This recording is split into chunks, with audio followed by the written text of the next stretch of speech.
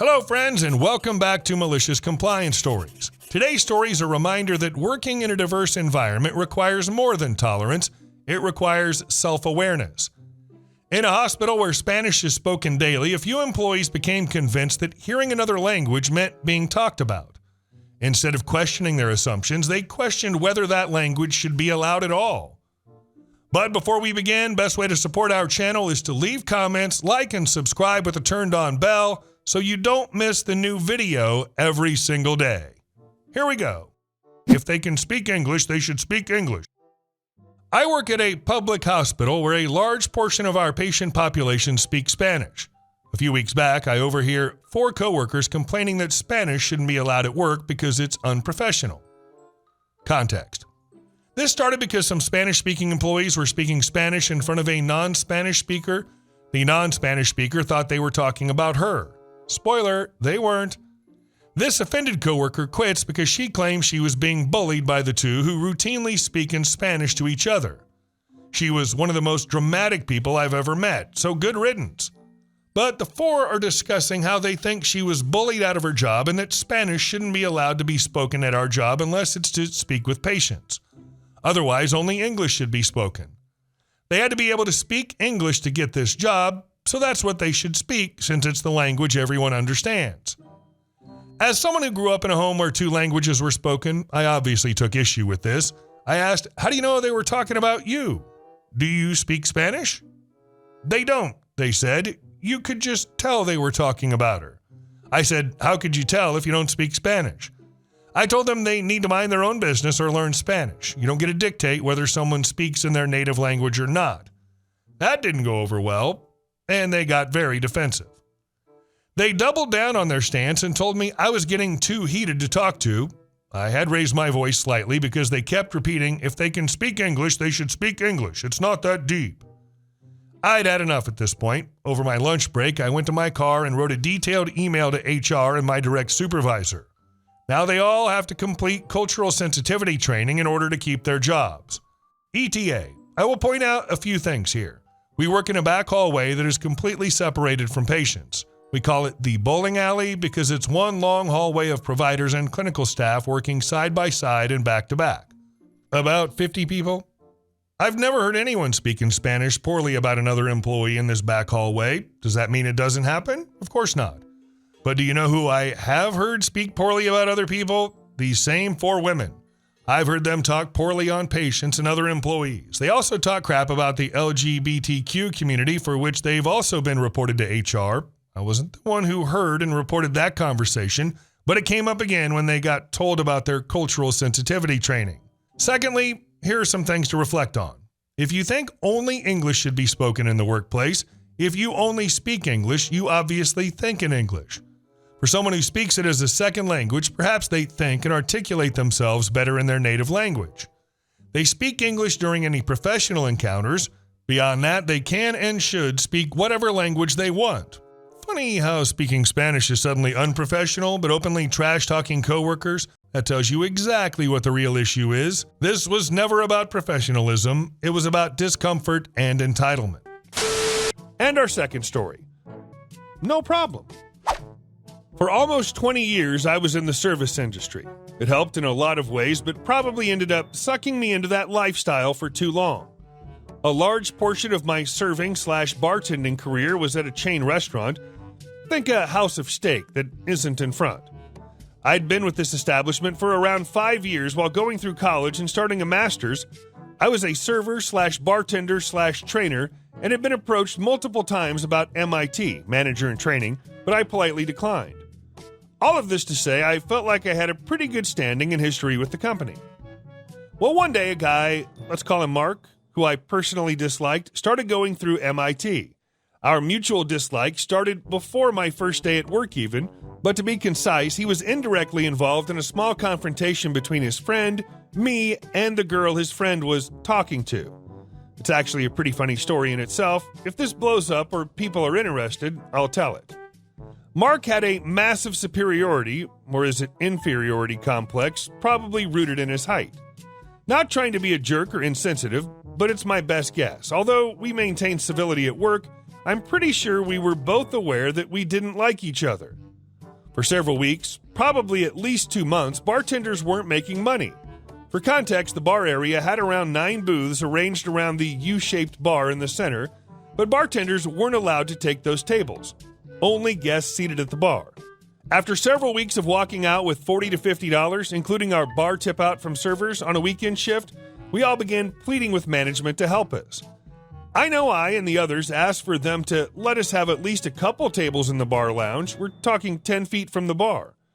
Given that bartending was something you almost always had to work up to, start at server, do well, you have a shot of moving up, we all felt like we had demonstrated the ability to handle the tables and not allow drink times or bar guests to suffer, especially as the actual bar was pretty dead most weekends, seeing as we were making so little. So we were all offended to some degree, feeling like it was a double slap in the face of we don't care about you not making money and we don't trust you to handle lounge tables.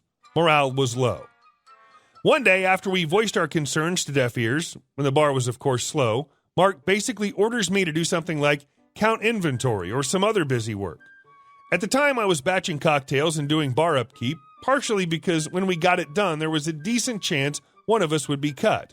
Being cut meant 1, person cut isn't wasting time for little pay, 2, person staying makes more money. So I kind of clipped back something like, I'm not doing that, I'm busy doing things at the bar. If you want it done, you should do it.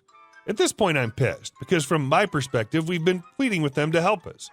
They told us to get effed. Now you're wasting our time even more with stuff that isn't really our job responsibility, all while you literally stroll around the restaurant doing nothing. Mark, trying to flex his new MIT position, says, if you're going to have that attitude, you can clock out and go home. He clearly wasn't expecting me to simply go, okay, and immediately clock out. I turned to the other bartender, told them I was being sent home, and I'm sorry. Now, what Mark and the rest of the management didn't know was that by pure chance, I had ran into a former bartender that left months ago when things had started going south. She was at her new serving job and told me she was making great money. So the very next day, I applied and used her as a referral. I got the job and immediately put in my 2 weeks at the House of Steak. My proprietor sat me down at my next shift and basically attempted to make amends and ask if I was leaving because of Mark. I said no, I was leaving because we weren't making money and y'all refused to help us, which is true. The Mark stuff was annoying, but I've never been a person unable to work with those I don't personally like. Well, when the rest of the bartending staff heard about me leaving, they were curious about my new job. I told them the truth. I was making great money and they're hiring. Within 2 weeks, 6 of my former bartending crew left and got hired at the new job. Within another couple weeks, a few more joined. The House of Steak lost about 70% of their bartending crew and a few servers in the space of a month.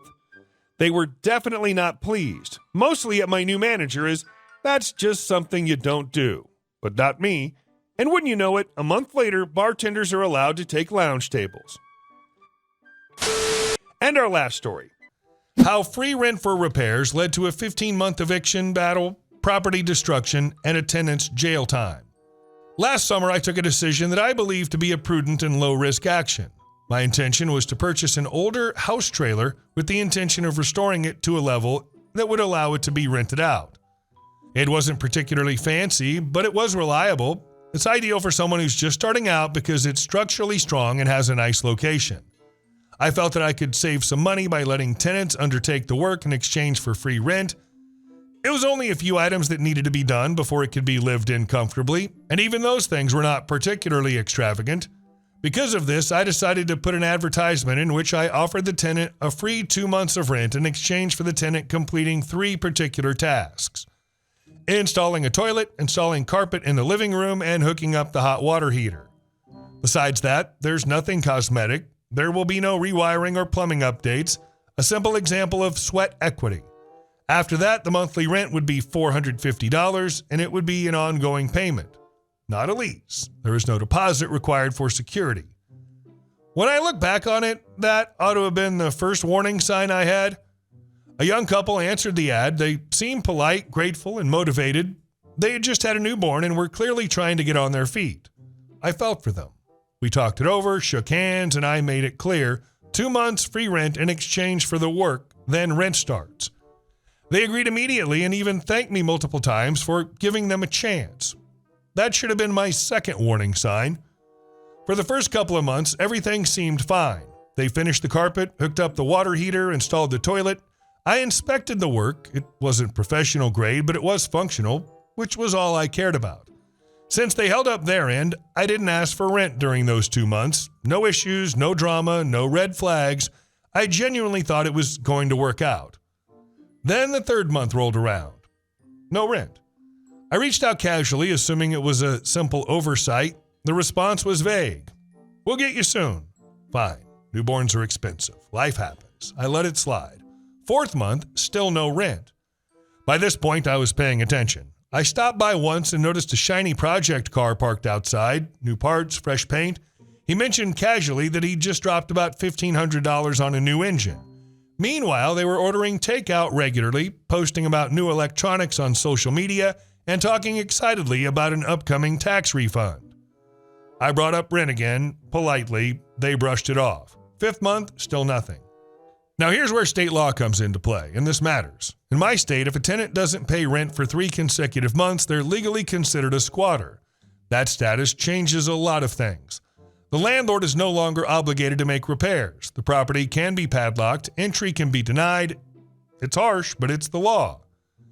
There are also other details that mattered in this case. If someone's on house arrest and receives a formal eviction, that eviction can count as a violation. And even if a tenant has already moved out, a landlord can still pursue a formal eviction to recover unpaid rent. Eviction bans existed at the time, but if the non-payment began before the ban, or if certain conditions were met, judges still had discretion. I knew all of this, and I did nothing. The weather started turning cold. I'd promised to install a furnace eventually, but I didn't. I wasn't required to at that point, and honestly, I was frustrated. If they hadn't had a newborn, I would have padlocked the place and been done with it. But I didn't want to be the guy who kicked a baby out into the cold. I told myself I was being compassionate, but in reality, I was just delaying the inevitable. They, on the other hand, were getting bolder. When their tax refund came in, I gave them a chance. I said, use this to catch up on rent and we can reset things. Their response was basically that they knew their rights and were on a rent strike. An illegal rent strike, as it turns out. They hadn't filed anything with the court. They hadn't escrowed rent. They hadn't notified me formally. They had just decided on their own that rent was optional. Then COVID hit. The husband got laid off. I backed off completely. I didn't push. I figured once he went back to work, we'd revisit it. He did go back to work. I asked for back rent again. This time I was told to F off. That was it. I told them plainly they had 14 days to leave or I would file for a formal eviction. I even explained why I didn't want to do that. I told them I was trying to keep him from violating house arrest. I told them I was trying to keep an eviction off their record. I told them I just wanted them gone peacefully. They left. At that point, I decided to cut my losses. Months of unpaid rent, but at least the trailer was still there. Or so I thought. When I went to check the property, I saw red. Everything they'd installed was gone. Carpet ripped out, toilet removed, water heater disconnected and missing. They had stripped the trailer bare of every improvement they'd made. The very things they'd received 2 months of free rent for. Worse, the way they removed everything caused damage. Walls torn up, flooring gouged, pipes damaged. It looked like someone had deliberately tried to make the place unusable out of spite. That flipped the switch. I filed for a formal eviction anyway. They showed up to court confident, smug even. Their argument was that I didn't provide heat, so they went on a rent strike. The judge asked a simple question, did you file this with the court or place the rent in escrow? They hadn't. They thought rent strike just meant not paying. The judge was not amused. Then I pointed out they removed everything they installed. The judge agreed that since the value of their labor and materials was less than the rent owed, I was still entitled to those 2 months of rent. Things were already going badly for them, but then the husband started attacking my character, calling me greedy, accusing me of exploiting them, talking over the judge, rolling his eyes like this was all a joke.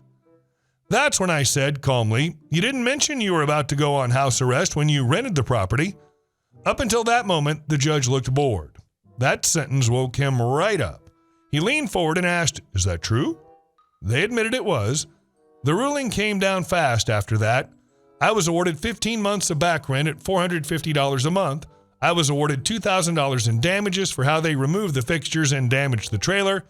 And because of the formal eviction, the judge stated he had no choice but to forward the case to the husband's parole officer. What really stuck with me during the hearing was how quickly their confidence evaporated once consequences became real. The judge didn't raise his voice or lecture them, he simply applied the law exactly as written, and that was enough. Watching them realize that knowing your rights actually requires understanding them was almost painful. Fast forward to this month. His house arrest was officially violated. He was arrested. His remaining 6 months were converted to jail time. They now have a bad eviction on their record, and they still owe me money. The final insult? They actually asked me to speak on his behalf. I didn't. I'm not proud of how this ended. I didn't want this outcome. I tried to be patient. I tried to be humane. I tried to work with them. But there's a point where kindness stops being kindness and starts being permission. I learned a lesson. They learned several. And the trailer's fixed now, rented to someone with a lease, a deposit, working heat, and a very clear understanding that rent isn't optional. This is exactly why helping people turns into a nightmare so often. OP tried to do something reasonable, sweat equity, low rent, flexibility for a young family, and instead of appreciating it, they treated it like a loophole to exploit. Buying project cars while skipping rent is not struggling, it's priorities. And ripping everything out on the way out wasn't self-defense, it was spite. At that point, whatever happens after is on them. Hey guys, thank you all for watching the video. I'll see you in the next one.